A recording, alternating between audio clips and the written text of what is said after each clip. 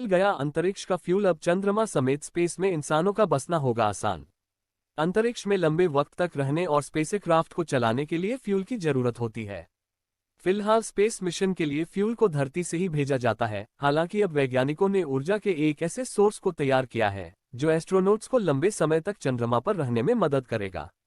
Wales की बांगोर university ने nuclear fuel cells तैयार किए हैं जो चंद्रमा जैसी जगहों पर ऊर्जा पैदा करने के लिए इस्तेमाल किए जा सकते हैं।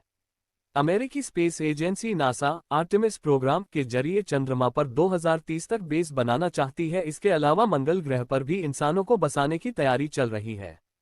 ऐसे में वहां रहने के दौरान ईंधन की जरूरत भी पड़ेगी और अभी तक स्पेस मिशन के लिए ईंधन धरती से ही लेकर जाया जाता है, लेकिन न्यूक्लियर फ्यूल सेल्स के तैयार होने के बाद इसका इस्तेमाल स्पेस के पेट्रोल के तौर पर किया जा सकता है। इससे इंसानों को स्पेस में बसने में भी बड़ी मदद मिलेगी। बीबीसी की रिपोर्ट के मुताबिक बांगोर यूनिवर्सिटी के प्रोफेसर साइमन मिडलबर्ग ने कहा कि उनका काम चुनौतीपूर्ण था, मगर ये काफी मजेदार रहा है। बांगोर की टीम को लेकर बात करते हुए प्रोफेसर मिडलबर्ग ने कहा कि वह न्यूक्लियर फ्यूल का अगले कुछ महीनों में टेस्ट करेंगे।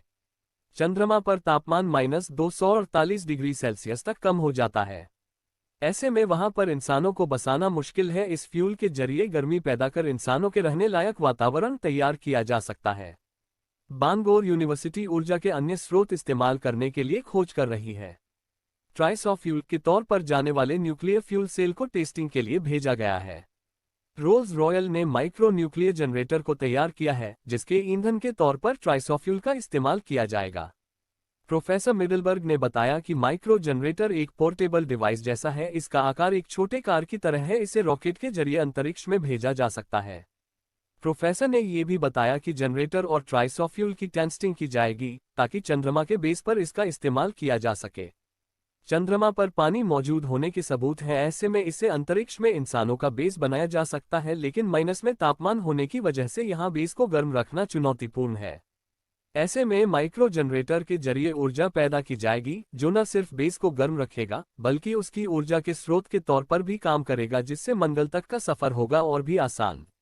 नासा समेत सभी स्पेस एजेंसियां चंद्रमा पर बेस बनाकर मंगल तक जाने के प्लान पर काम कर रही हैं। धरती से मंगल तक का सफर काफी चुनौतीपूर्ण है, मगर चंद्रमा के जरिए इस सफर को आसानी से पूरा किया जा सकता है। हालांकि ऐसा करने के लिए चंद्रमा पर इंसानों का बेस होना जरूरी है। माइक्रो जनरेटर चंद्रमा पर बेस बनाने में मदद करेगा। एक बार यहां बेस बन जाएगा तो मंगल ग्रह समेत अंतरिक्ष के अलग अलग हिस्सों में आसानी से सफर पूरा किया जा सकेगा।